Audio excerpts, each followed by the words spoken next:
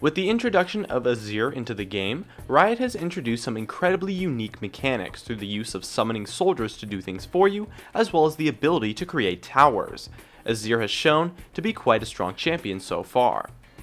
These are my first impressions and analysis of the new upcoming champion. Now, Azir's kit was a little bit confusing for me at first. His W allows you to summon a sand soldier that lasts for 9 seconds. As you summon soldiers, you use your other skills to interact with them. His Q makes the soldiers dash to a point, dealing damage and slowing targets hit. And his E makes you dash to a soldier, and if you hit a champion, you knock them up for half a second and gain a pretty substantial shield. The soldiers can auto attack as a replacement to your autos, and their damage scales off of AP. His ult creates a wall that damages and knocks back enemies, but allies are actually able to walk through that wall, while opponents are not able to walk through the wall. Although that wall can create some crazy kiting combos, the range on it is really short, especially when compared to the rest of his kit that has quite long ranges. You can even use his soldiers to auto attack towers without being in range for the tower to hit you. And his passive, oh man, his passive. On paper, it seems crazy overpowered, and in reality, yeah, it is. It's crazy overpowered, but not for the reason you might expect. Although being able to build a tower can lead to some completely game-changing plays, by creating an incredible siege fallback or perhaps a defensive point on the map or something like that, it does only last for 1 minute and can be killed quite quickly, so it's not like there's no counterplay. And although it is still really good, the fact is that the tower creating passive is completely useless during the laning phase, making the tower building passive not so much overpowered, just really good and really cool. But what makes this passive so overpowered is the attack speed scaling that it gives. It also gives you 2% bonus attack speed for every 1% cooldown reduction that you have. And although his soldiers do not proc on hit effects, they scale with attack speed and AP. So hitting that 40% CDR cap with AP items gives you some amazing damage, since you get 80% free attack speed, which is equivalent to 2400 gold worth of stats. However, his AP scaling is fairly low to compensate for that, but either way, an AP CDR focused build seems to be the best way to go. Originally, I did think that the soldiers could proc on hit effects, so I was building things like Nashor's Tooth and Lichbane, but since they don't, those items are very obviously poor buys on him, so don't follow the builds that I'm using in the clips that I'm showing. His laning phase consists of a lot of poke with very high range and fairly low mana cost abilities, with the potential to all in by knocking someone up by dashing in. He seems to be and feels like a solo laner. I played him mid when I tried him out, but his low mana costs mean you don't really need blue buff, and his high range, easy poke, as well as somewhat tanky base stats mean that I think he would actually be a really good top laner.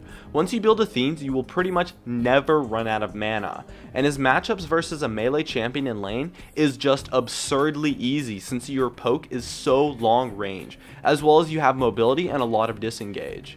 I did have some good success with him in mid though, so it might still be possible to play in mid lane, but from what I can tell, he seems to be a top laner.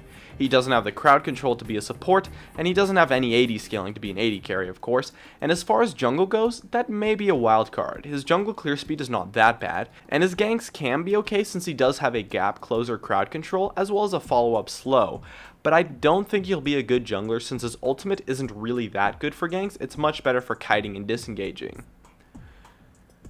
As far as teamfights go, I actually kind of like the way he plays in teamfights, due to the high range nature of his soldiers, as well as the ability to move them around quite a bit, comboed with some cooldown reduction which you will likely pick up by that time teamfights happen. It allows you to stay really far back in teamfights most of the time, so you can contribute without putting yourself too much at risk, and then as soon as things look good, you can jump in with your E.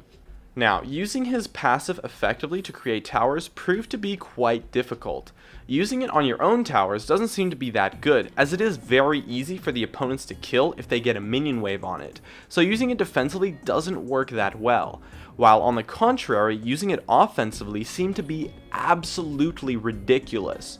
You can push down mid or bot or top, whatever lane you're sieging, up to the inhibitor turret, and then you use the passive on the inner turret, and then if the opponents try to fight you, you can just kite back to the tower, and then the tower can just basically just hit them the whole fight, as a lot of players won't really respect the damage, even though it's about as strong as a regular tower anyways. So it can lead to an easy place to kite through as you wait for another wave to siege, or more likely, it's going to lead to an easy teamfight win if the opponents go in on you while you're sieging. So it just creates kind of this stuck between a rock and a hard place situation for the opponents, which is really, really good for your team.